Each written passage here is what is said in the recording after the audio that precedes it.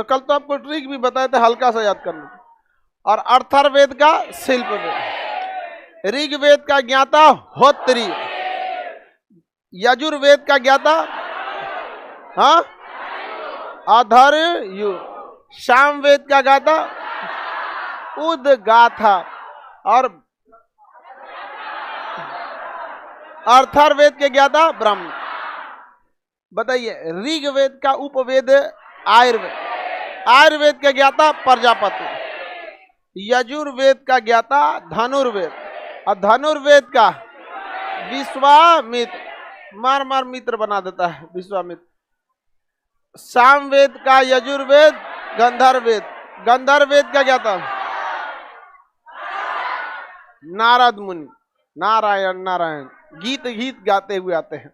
अर्थर्वेद का उपवेद शिल्प, और शिल्प वेद के विश्वकर्मा। सब तो याद है जी आप लोग को, खमकम पकलोल समझ रहे थे। वेद हो गया, ब्राह्मण ग्रंथ हो गया,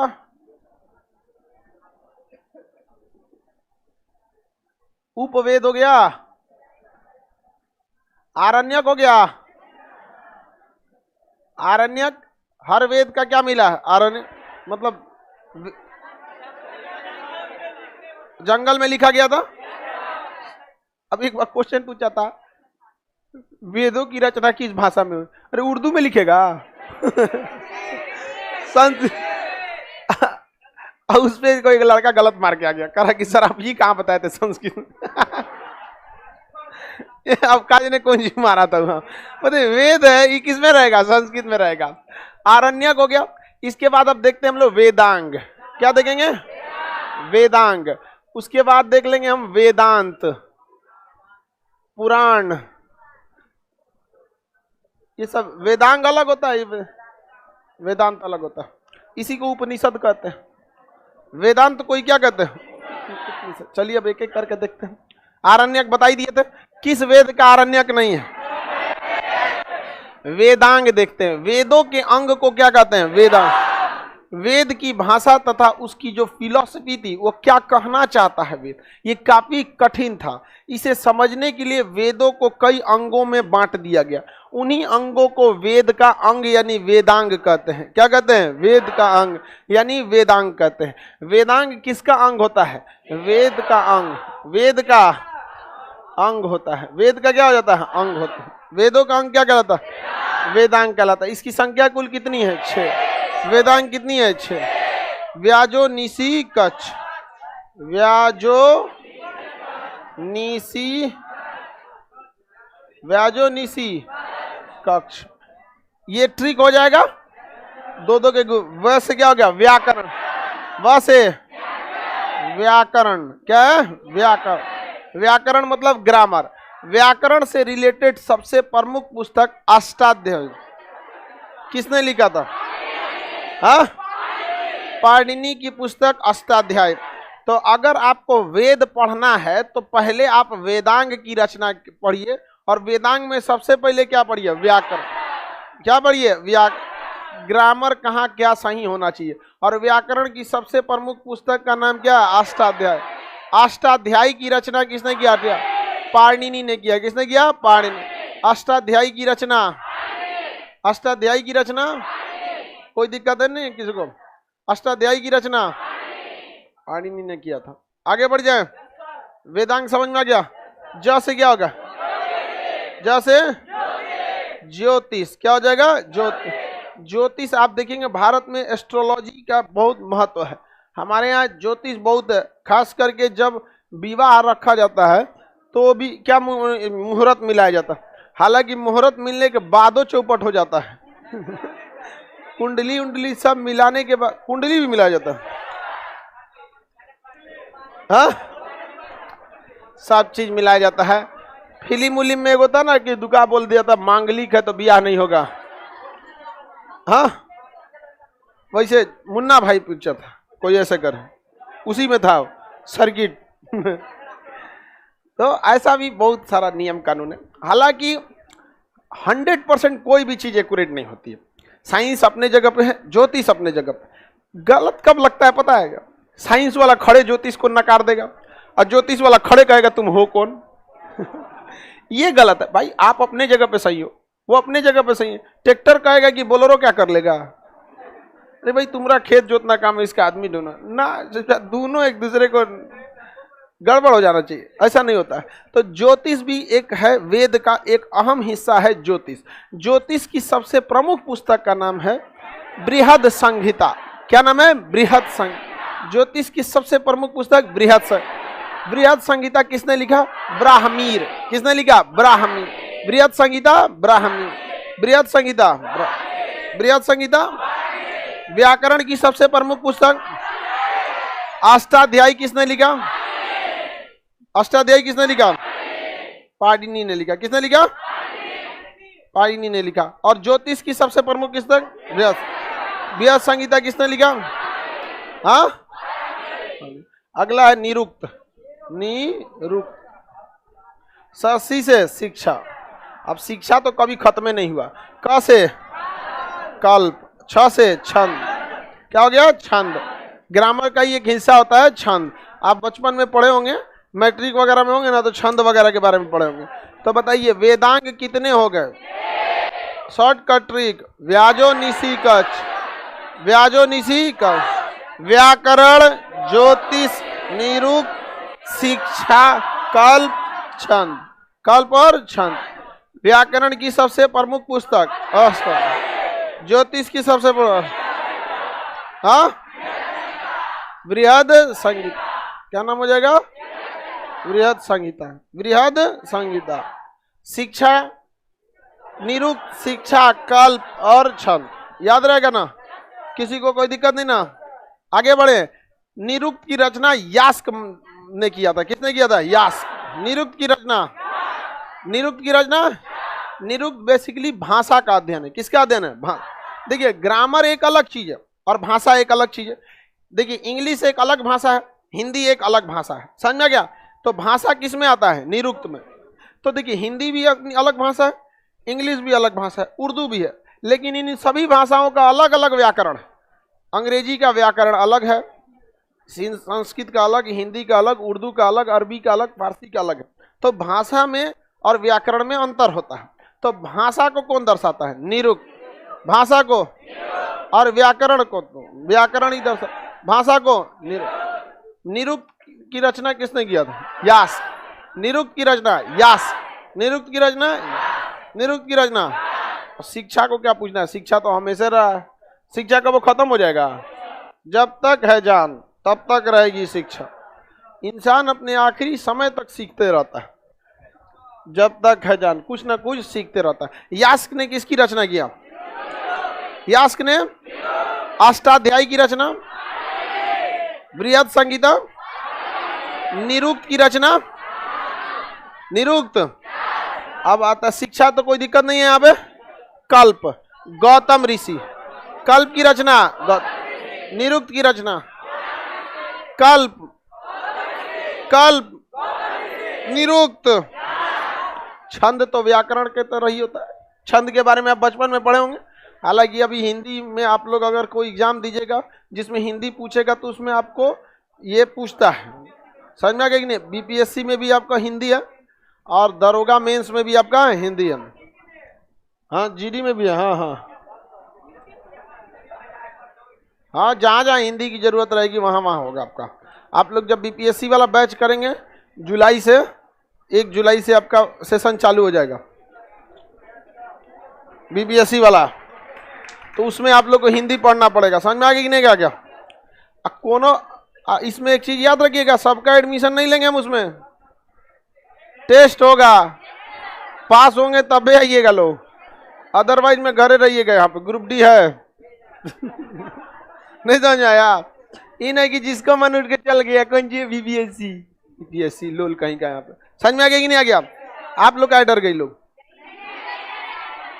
हमको भी पता है नहीं डरे, हम ऐसे बोल दिए डर गए। हाँ, टेस्ट देने से थोड़ी डरना है। कहीं एग्जाम टफ थोड़ी होता है, ना एग्जाम टफ होता है ना एग्जाम खराब होता है, रिजल्ट खराब हो जाता है। आगे बढ़े, चलिए अब ध्यान देते हैं। यूपीएससी वाले बैच में 2 गो टेस्ट होगा। हाँ, यूपीएससी वाले बैच में पहले ही प्रीटी मेंस ले लेंगे। अकलेल बकलेल रहेगा तो ना जाएगा उधर, पहले ही आदमी ले लेगा उसको, पहले प्री उसके बाद मेन। एटलीस्ट कम से कम इतना तो पता चलेगा कि कह रहा है बकलुआ तो इंटरव्यू का छोड़ दिए। वो भी ले लीजिए। तो इंटरव्यू किसका लिया जाता है?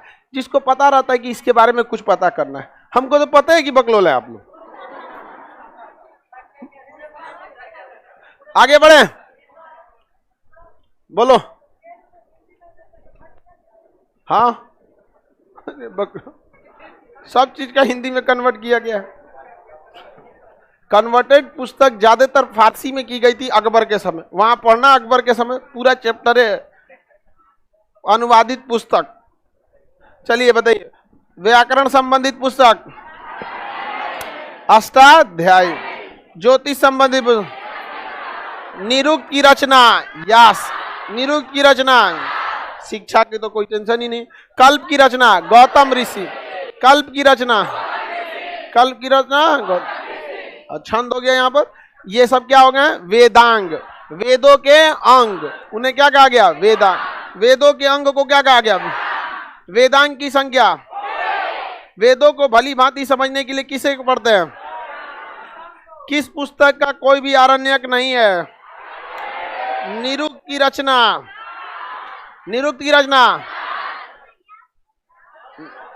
कल्प की रचना, बृहद संहिता की रचना, अष्टाध्यायी की रचना, अष्टाध्यायी की रचना, अष्टाध्यायी याद हो गया ना?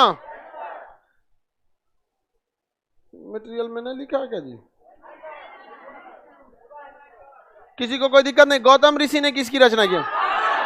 हाँ, कल्प की। आगे बढ़ जाए तो वेदों को अच्छे से पढ़ने के लिए किसका रचना किया?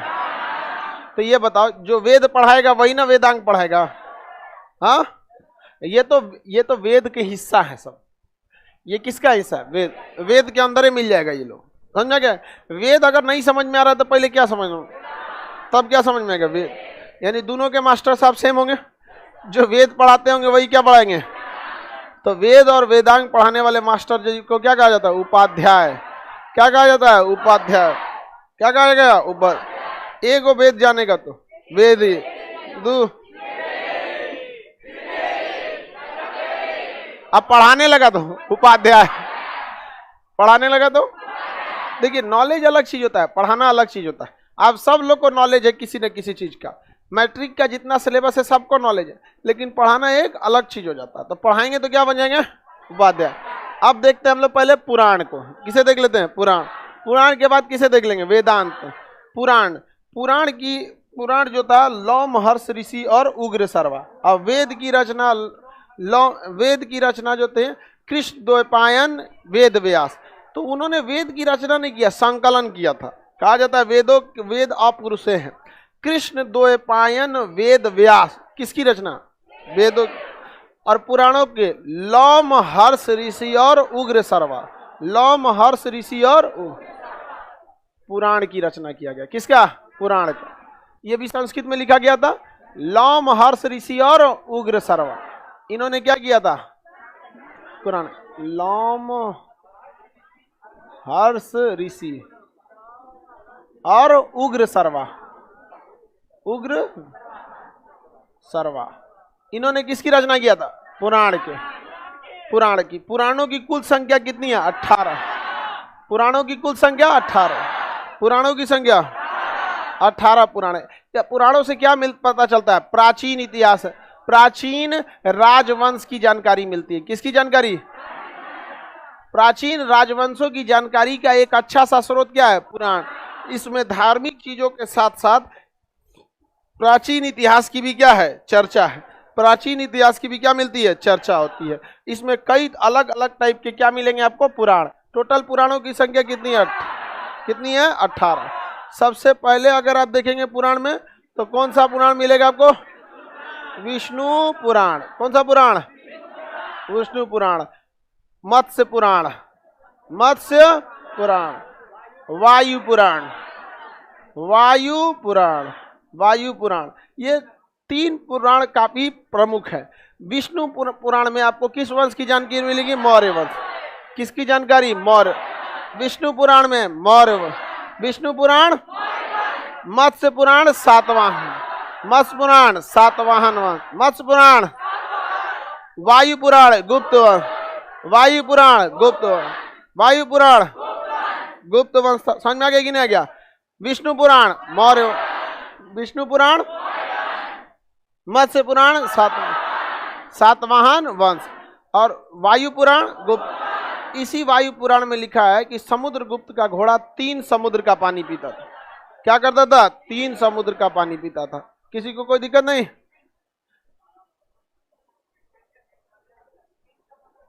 3 समुद्र का पानी मतलब पहले पानी आप वहीं से पी सकते थे जहां तक आपका क्षेत्र है। तो समुद्रगुप्त का क्षेत्रफल इतना था कि वो चाहे तो अरब सागर से पानी भर सकता था, हिंद महासागर से, बंगाल की खाड़ी। ऐसा नहीं कि दिन रात यहीं से पीता था, लेकिन वहां तक उसका क्या था? अधिकार था। इस वजह से कहा जाता था कि समुद्रगुप्त का घोड़ा कितने समुद्र का पानी? 3 समुद्र का पानी। मौर्य वंश की जानकारी, सातवाहन की जानकारी, गुप्त वंश की जानकारी, गुप्त वंश की जानकारी, वायु पुराण। विष्णु भगवान के 10 अवतारों की चर्चा, मत्स्य पुराण। विष्णु भगवान के 10 अवतारों की चर्चा, मत्स्य पुराण। पुराणों की संरचना किसने किया था? लौ महर्ष ऋषि तथा उग्रसर्व, लौ महर्ष ऋषि तथा उग्रसर्व। पुराणों को क्या कहा जाता है? 5वां वेद। पुराणों को क्या कहा जाता है? इसे वेदों का वेद कहते, वेदों का वेद, या फिर क्या कहते हैं? 5वां वेद। पुराणों की कुल संख्या, पुराणों की कुल संख्या। किस पुराण में विष्णु भगवान के 10 अवतार की? किसमें? बताइए, राम जी किसके अवतार? हाँ, विष्णु भगवान। कृष्ण भगवान किसके अवतार? विष्णु भगवान। तो विष्णु भगवान के 10 अवतार की चर्चा, जिसमें 2 सबसे प्रमुख अवतार हैं। समझ में आ गया कि नहीं? और इसमें लिखा गया कि एक समय में विष्णु भगवान के 2 अवतार भी विराजमान हो सकते हैं, क्योंकि विष्णु मत्स्य पुराण के अनुसार इसमें विष्णु भगवान के कितने अवतार की चर्चा? विष्णु भगवान के 10 अवतार के। इसमें कहा गया है कि जब कभी भगवान अवतार लेते हैं तो उनका पूरा 100% अंश अवतार नहीं लेता है, उसमें से कुछ ही अंश अवतार लेता है। तो सोचिए, राम जी विष्णु भगवान के अंश, कृष्ण जी अंश 10-20%, और जिस दिन विष्णु भगवान उतर जाए, समझ में आ गया कि नहीं? तो आप इस चीज को समझिएगा, एक साथ 2-2 अवतार रह सकते हैं कि नहीं? 100% तो वैसे भी अवतार में नहीं। अवतार का मतलब ही होता है कि हम अपने मतलब कुछ अंश को भेजा गया। आगे बढ़ जाए, सातवाहन वंश की जानकारी किस पुराण में? हाँ, मत्स्य पुराण में। किसमें? मत्स्य। ऑनलाइन वाले कैसे क्वेश्चन अटेम्प्ट करेंगे? अटेम्प्ट करेंगे आप लोग, टेंशन क्या लेते हैं? ऑनलाइन ही होगा आपका। ऑनलाइन आपको फॉर्म आता है, उसका टाइमिंग दे दिया जाएगा, इस टाइम पे भर दीजिए, खटाखट दे दीजिए वहां पर। समझा कि नहीं? और एआई सिस्टम होता है, कैमरा का लोकेशन आपसे वो मांग लेगा, एक्सेस कहाँ देख रहे हैं यहाँ पता चल जाएगा, हर चीज होता है वो। अब वो कहा जाता था ना संविधान में, we the people of India, हम भारत के लोग। अभी हो गया we the data of India. हम लोग इंसान नहीं रह गए, डाटा हो गए। हम क्या खा रहे हैं, क्या कर रहे हैं, सब पे नजर किसका है? गूगल का। आगे बढ़ जाएं, बताइए, धार्मिक के साथ साथ ऐतिहासिक जानकारी मिलती है पुराणों से। वेदों का वेद, 5वां वेद, वेदों का वेद, वेदों का वेद पुराण, लौ महर्ष ऋषि तथा उग्रसर्व। लेकिन इस समय यहां पर कहा गया था कि स्त्री जो होती हैं, फीमेल इसको नहीं पढ़ सकती हैं, और ना ही SC ST से पढ़ सकते हैं। भले सुन सकते हैं, समझ में आ गया कि नहीं, लेकिन पढ़ नहीं सकते। गलत बात है कि नहीं? ऐसा क्या है भाई स्त्री लोग में आज? लेकिन हर जगह में स्त्री आगे हैं। अब तो वेद भी पढ़ा भी रही हैं। एक समय आया था जब इन पे पढ़ने पर भी क्या लगाया गया था? बैन लगाया गया था। तो बताइए, क्या महिलाएं और SC ST पढ़ सकते हैं? अभी के समय नहीं, उस समय नहीं।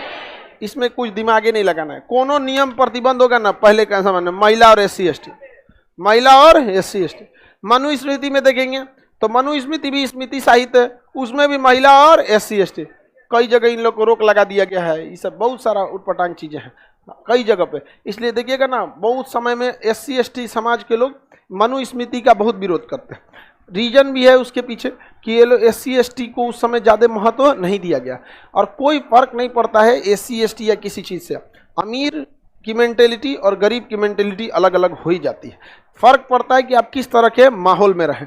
अब एकदम ज़्यादा गरीबी में रहिएगा, बहुत ज़्यादा, तो आप देखेंगे तो ज़्यादातर गरीबी की वजह से लोग पढ़ाई छोड़ देते हैं। जैसे पढ़ाई छोड़ेंगे आपका स्टेटस गिरेगा, पढ़ाई छोड़ देंगे तो खाली समय मिलेगा, खैनी बनाना सीख जाएंगे, टेम्पू चलाना सीख जाएंगे, ये सब। तो वो तो रोजगार के लिए कुछ ना कुछ करेगा कि नहीं करेगा भाई? अब उसको शिक्षा मिला नहीं तो रोजगार के लिए कुछ करेगा, कोई मजदूरी करेगा, कोई गाड़ी चलाएगा, कोई कुछ करेगा। तो अगर कोई व्यक्ति शिक्षित हो रहा है तो उसका लेवल अलग ही हो जाएगा, और कोई शिक्षित नहीं हो रहा है तो उसका लेवल गिर ही जाएगा।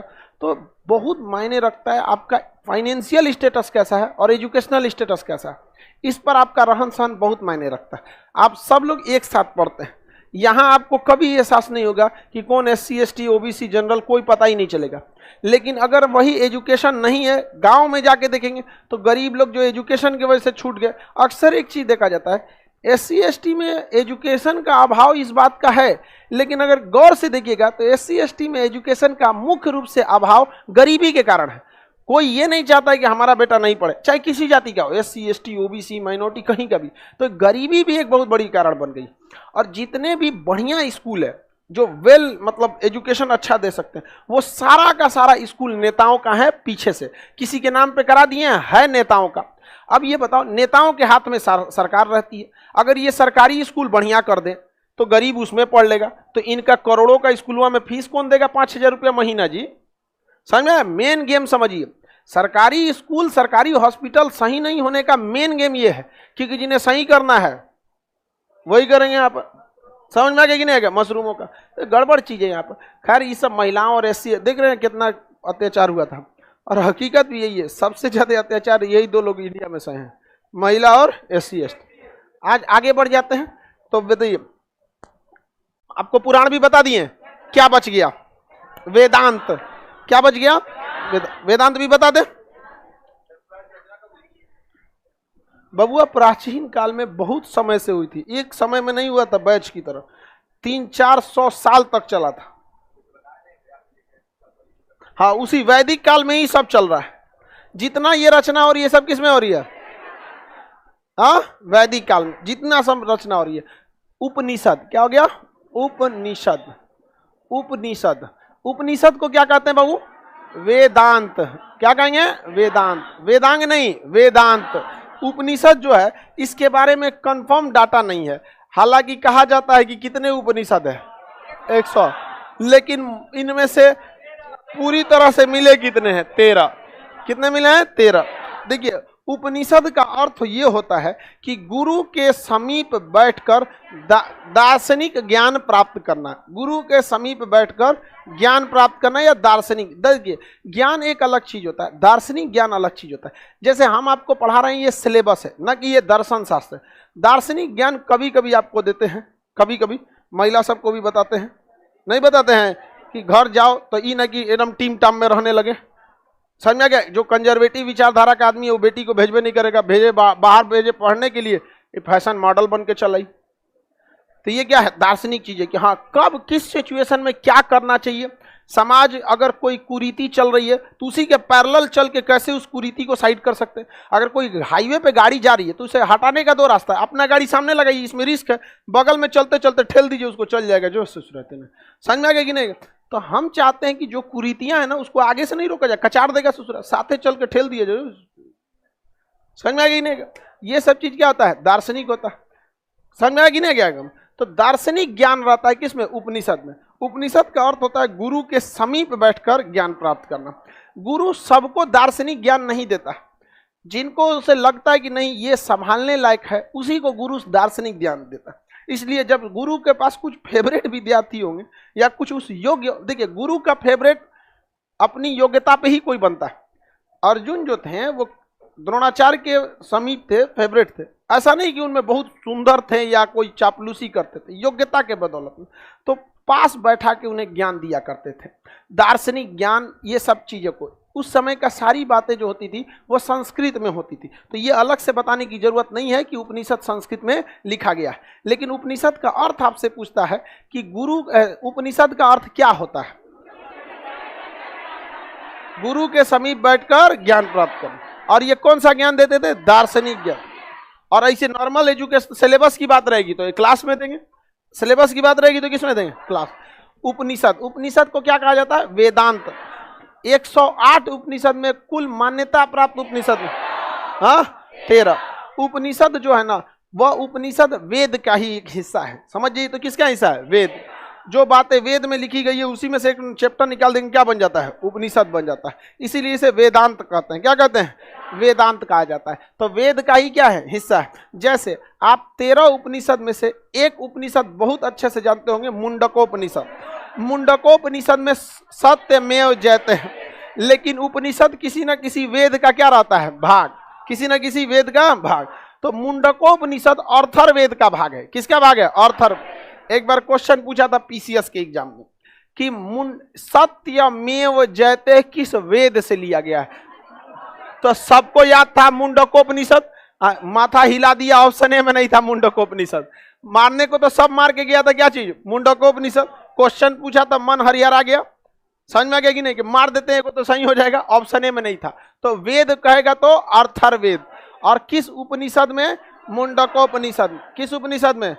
मुंडकोपनिषद में। तो 13 उपनिषद में सबसे प्रमुख उपनिषद कौन सा? मुंडकोपनिषद। मुंडकोपनिषद समझ में आ गया कि नहीं? सबसे प्रमुख मुंडको सत्यमेव जयते। सत्यमेव जयते। सत्य की हमेशा क्या होती है? जीत। सत्य की हमेशा जीत। हालांकि ये बात हकीकत भी है, लेकिन बहुत टाइम से लगता है। कोर्ट 2 बातें कहता है। कोर्ट में जब जज बैठते हैं ना, जस्टिस मान लोग, तो पीछे लिखा रहता है सत्यमेव जयते। लेकिन इसी सुप्रीम कोर्ट के एक जज का कहना था कि देर से मिला न्याय अन्याय के बराबर होता है। ये दोनों वही बात कर रहे हैं। अब इसमें जजों की समस्या समझिए क्या है। जजों की कोई समस्या नहीं है। उनकी संख्या बढ़ाने की शक्ति किसके पास है? सांसद के पास और राष्ट्रपति के पास। अब ये बढ़ा देंगे तो सबसे पहले यही जाएंगे सब। समझ में आ गई नहीं? कितना बड़का आप हो जाइए, कितना बड़ा, जब आइएगा कोर्ट में ना, जस्टिस साहब के पास, जज साहब ऊपर बैठे रहेंगे, आराम से बतियाइए, नहीं तो तुरंत कहे डाल दो इसको, बगले में बेऊर जेल है। वहां पे सब लोग को नाप देता है। आगे बढ़ जाए, बताइए वेद उपनिषद का अर्थ क्या होता है? गुरु के समीप बैठकर ज्ञान। या ब्राह्मणों के विरुद्ध राजपूतों की क्या थी? प्रक्रिया मानी जाती थी। पहले जमाने में क्या था कि शिक्षा का मुख्य स्रोत किसके पास था? ब्राह्मण लोगों के पास।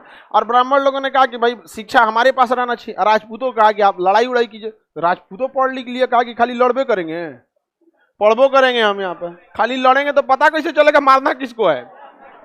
नहीं समझ में आया? आपके हिसाब से हम लड़ाई लड़ेंगे कि आप बोलिए तो मारे, बोलिए तो चुप। हमको इतना तो ज्ञान रहना चाहिए। अब क्या होगा? तो भाई शिक्षा का पूरी तरह से वर्चस्व अभी देखिए, प्राचीन काल से भी देखेंगे ब्राह्मण लोग शिक्षा पे बहुत ध्यान दिए। पहले उन्हीं के पास था ही। और आज भी देखिएगा ब्राह्मण के घर में भले वो 2 रोटी कम खाएगा, लेकिन पढ़ाई में कभी कमी नहीं करने वाला। ये उन लोग के अंदर सबसे बड़ी विशेषता होती है। आज आप किसी डिपार्टमेंट में जाइए, वो लोग आरक्षण या फिर घूस घास दे के नहीं बने हैं, पढ़ाई करके बने। चाहे आप सुप्रीम कोर्ट से लेके नीचे क्लर्क तक देख लीजिए, आपको मिलेंगे। किसके दम पर? शिक्षा के दम। वो थोड़ी ना किसी से जबरदस्ती निकाल के लाए, ऐसे नहीं ना हो गया। तो ये राजपूत लोग उस समय ने क्या किया था कि एकता लाए थे और गुरु को अपने में लाके, गुरु से बैठ के, और गुरुकुल का ही एक छोटा रूप समझिए कि गुरु के समीप बैठ के क्या काम करता है? ज्ञान। तो क्वेश्चन अगर पूछेगा कि ब्राह्मण के विरुद्ध राजपूतों की शिक्षा नीति क्या किसमें चर्चा है? तो उपनिषद में। किसमें है? उपनिषद। अब विरुद्ध कहने के मतलब ये मत समझिएगा कि ब्राह्मण और राजपूत में मार हो रहा था, ऐसा नहीं होता। समझ में आ गया कि नहीं आ गया? ऐसा नहीं है। मतलब बस ये है कि भाई हमको भी आगे बढ़ना है, मोनोपोली नहीं रखना है कि शिक्षा केवल आप ही दीजिएगा। आज शिक्षा के क्षेत्र से मोनोपोली खत्म हो गया कि नहीं हो गया? किसी भी जाति का शिक्षक होता है, किसी भी मजहब का होता है, आप सबसे पढ़ते हैं। तो लेकिन उस समय ऐसा नहीं था। तो उपनिषद मेनली, उपनिषद में किस जाति का वर्चस्व था? हाँ, राजपूत। ब्राह्मण के विरुद्ध क्या था? राजपूतों का एक संगठन था। किसी को कोई दिक्कत नहीं ना? आज तक क्लास चल रहा है, नेटवर्क प्रॉब्लम हो रहा है, थोड़ा सही हो जाएगा एक आध सेकंड के लिए, कभी हो जाता है नेटवर्क।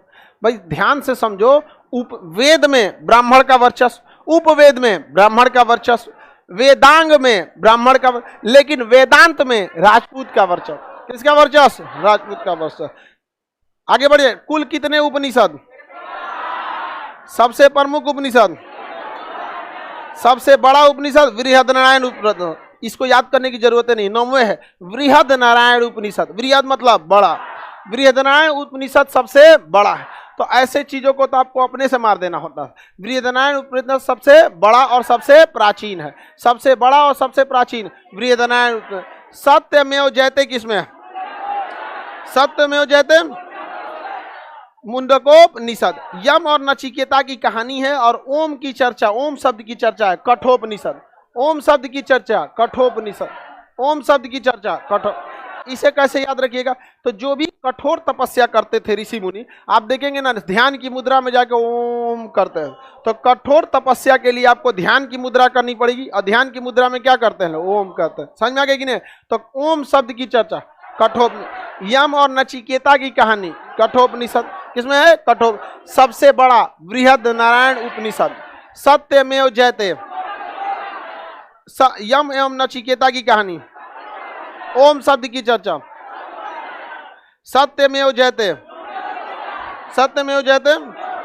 जालोपनिषद में ब्रह्मा विष्णु और महेश की चर्चा। जालोपनिषद में ब्रह्मा विष्णु, जालोपनिषद में ब्रह्मा विष्णु महेश। इस पृथ्वी को ध्यान से देखिएगा तो पूरी पृथ्वी गोल एक जाल की तरह, और ऐसे शास्त्रों के हिसाब से इस पूरी की रचना ब्रह्मा विष्णु महेश। कहीं घूम लीजिए, कहा जाता है तो कितनियों चल जाओ वापस आएगा हमारे पास, ऐसे ही ना कहा जाता है कि पंच तत्व में विलीन होगा आएगा मेरे पास। तो बताइए पूरे जाल में आप कहीं घुसिए, ब्रह्मा विष्णु महेश इन्हीं के अंडर में रहेंगे, ऐसा वेदों के हिसाब से कहा जाता है। समझ में आएगी नहीं? आ गया? नहीं समझ में आया? अरे याद करने के लिए कुछ ना कुछ दिमाग में बैठाया कर, और क्या ऐसे थोड़ी हो जाएगा। तो पूरा ये पृथ्वी एक तरह का नेट जाल है, और सब किसके अंडर में? ब्रह्मा विष्णु है। भाई रावण को मारना था, पहले से पता था? नहीं पता था? आप किसने अवतार ले लिया? विष्णु भगवान। किस रूप में? राम जी के। तो ये सब एक क्या है? जाल है। समझ में आ गया कि नहीं? क्या है? जाल, माया का जाल। पता था कौरव का अंत होगा, कंस का अंत होगा। समझ में आ गया कि नहीं? लेकिन ये सब क्या है? एक जाल। तो याद रखने का तरीका कितना है? जालोपनिषद में ब्रह्मा विष्णु महेश, ब्रह्मा विष्णु महेश, जालोपनिषद हो गया। कठोर तपस्या ओम, कठोपनिषद। सबसे बड़ा बृहदनारायण, सत्यमेव जयते। यम और नचिकेता, यम नचिकेता। जालोपनिषद में क्या है? ब्रह्मा विष्णु महेश। इन्हें त्रिमूर्ति कहा जा सकता है कि नहीं? कहा ही जाता है। कहा क्या जा सकता है? त्रिमूर्ति के नाम से जाना जाता है। समझ में आ गया कि नहीं? का इसी में 4 आश्रमों की चर्चा है। किसकी चर्चा है? 4 आश्रम। मतलब ब्रह्मा विष्णु महेश का स्पष्ट करना है कि लास्टली आपको आना है कहाँ पे है? विलीन होना है पंच तत्व में। तो सबसे पहले आप बाल्यावस्था में जी लीजिए, उसके बाद आपका जीवन चालू होगा आपका अलग अलग अवस्था। किसमें? आश्रम में। किसमें? आश्रम। जिसमें सबसे पहले आपको जीना पड़ेगा किसमें? ब्रह्मचर्य जीवन। कौन सा जीवन? ब्रह्मचर्य। 25 साल तक आपको क्या जीना पड़ेगा? ब्रह्मचर्य जीवन। ब्रह्मचर्य जीवन में आपको क्या करना है? पढ़ाई। दूसरी, पहला तो देखिए 5 साल तक तो बाल्यावस्था ये हो जाती है, इसमें कोई नियम नहीं लागू होता है। आप गोदी में खेलिए, माँ बाप के, चाचा चाची के गोदी में खेलिए। जैसे आप 5 साल के हो जाते हैं, तो 5 से 25 साल ब्रह्मचर्य जीवन। आपको लाल पीला हरा नहीं करना है, गुरु के समीप बैठ के ज्ञान लेना है, पढ़ाई करना है। लेकिन करता है तुम लोग? हाँ,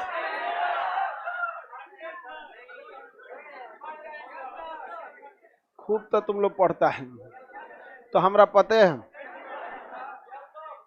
ये जो मोबाइल आ गया ना, ये और चौपट कर दिया। हम लोग के समय मोबाइल नहीं था, जो बहुत खतरनाक सिस्टम था। हम लोग के समय मोबाइल ही नहीं था। आज के समय में इतना खचरा लड़का होता है, सब इतना खचरा, ओकरा नंबर जुटा लेगा, कुछ नहीं बोलेगा, 4 को करेंट अफेयर भेज देगा। धीरे धीरे वो अंगुरी पकड़ता है, पीडिया पुडिया भेज देगा धीरे। उधर से थैंक यू, हो गई लो, नहीं समझ में गया। सिग्नल मिल गया, आउटर सिग्नल। 1-2 महीना के अंदर होगा पूरा लाइन क्लियर कर देगा। ये सब पढ़ाई लिखाई पे ज्यादा ध्यान नहीं देता, पढ़ाई लिखाई छोड़ के इसी सब में लग जाता है। जबकि 4 स्पष्ट देखिए, जालोपनिषद में क्या कहा गया कि ब्रह्मा विष्णु महेश त्रिमूर्ति की चर्चा की गई और 4 आश्रम के लिए, जिसमें सबसे पहला शुरुआत होता है ब्रह्मचर्य 25 साल तक। उसके बाद आपका अगला 25 साल चालू होता है गृहस्थ जीवन, ब्याह शादी कीजिए, बाल बच्चे को बड़ा कीजिए, सामाजिक दायित्व को निभाइए। उसके बाद आपका होता है वानप्रस्थ जीवन, यानी घर द्वार भी देखिए और थोड़ा सा मतलब ऋषि मुनि के साथ भी घूमिए।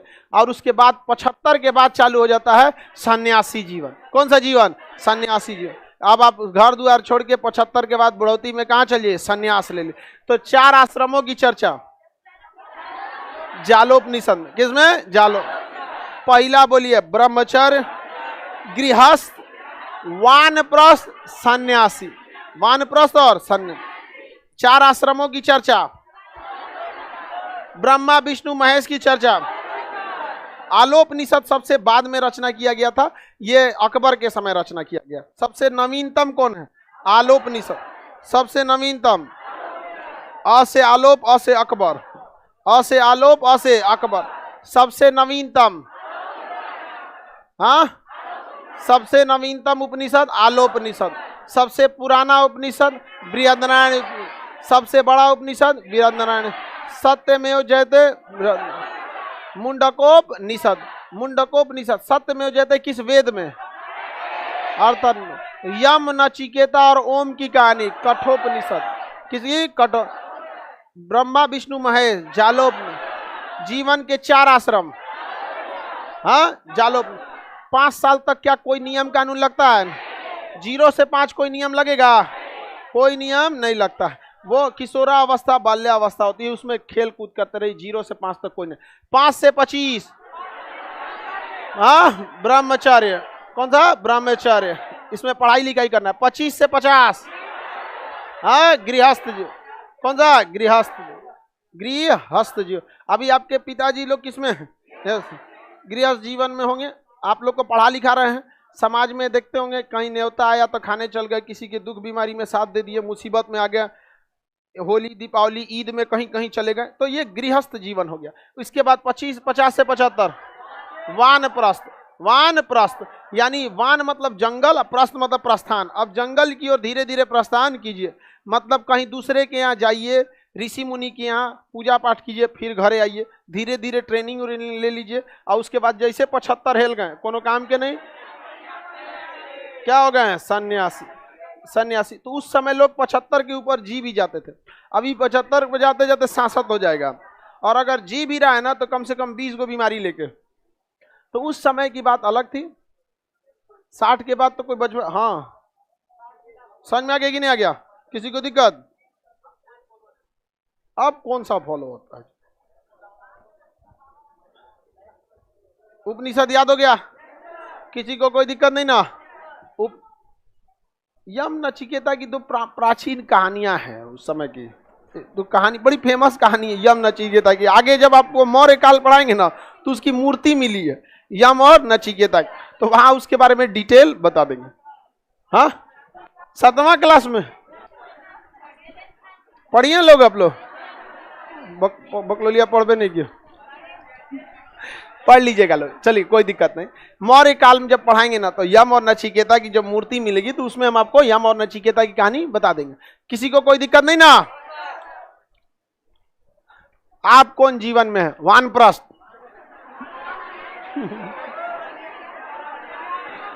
सन्यासी में नहीं है? आगे देखते हम लोग। यहां तक समझ में आ गया पुराण?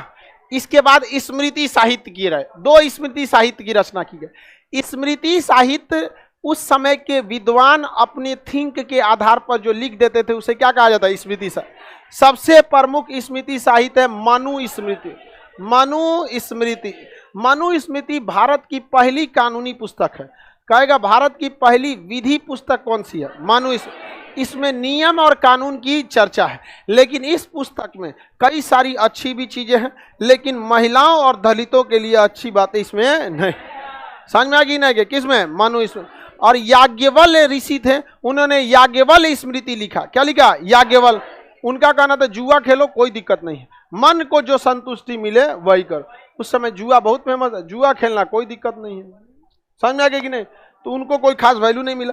लेकिन मनु स्मृति में ऊंचे जात का वर्चस्व ज्यादा रखा गया और नीचे जात का वर्चस्व ना के बराबर रखा गया। समझ में आ गया कि नहीं आएगा? तो इसमें महिलाओं को उचित योग्य समान नहीं मिला है। किसमें? मनु स्मृति।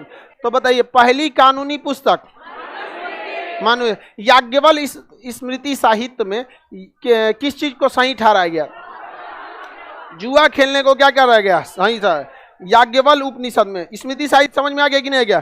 प्राचीन राजवंशों के समय इसकी रचना हुई थी। 36 तो है टोटल, लेकिन सबसे फेमस कौन सा है? मनु स्मृति। कौन सा है? मनु स्मृति। याज्ञवल स्मृति साहित्य में किसे सही ठहराया गया? मनु स्मृति कानूनी पुस्तक है या नहीं है? इसमें किस जाति की वरीयता दी गई है? किस जाति की? उच्च जाति।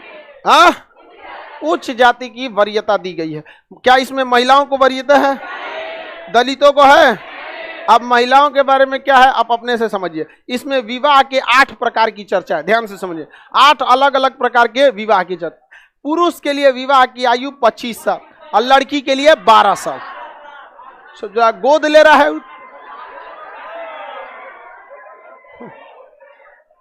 बताइए, ऐसा नहीं। देखिए 1-2 साल का अंतर, मतलब 3 साल का अंतर जो रहता है ना, एडजस्टेबल हो जाता है। रीजन क्या है कि एज में हल्का सा गैप रहना चाहिए, क्योंकि सेम एज में ना मेंटेलिटी भी सेम होती है, दोनों लड़ने के लिए सोचेगा। और मतलब 2-3 साल में मतलब एडजस्टेबल हो जाता है। वैसे भी भारत में 2-3 साल एडजस्ट हो ही जाता है, नहीं हो जाता है जी। लेकिन ऐसा भी तो नहीं होना चाहिए कि 25 एक 12, बहुत ज्यादा अंतर हो जाता है।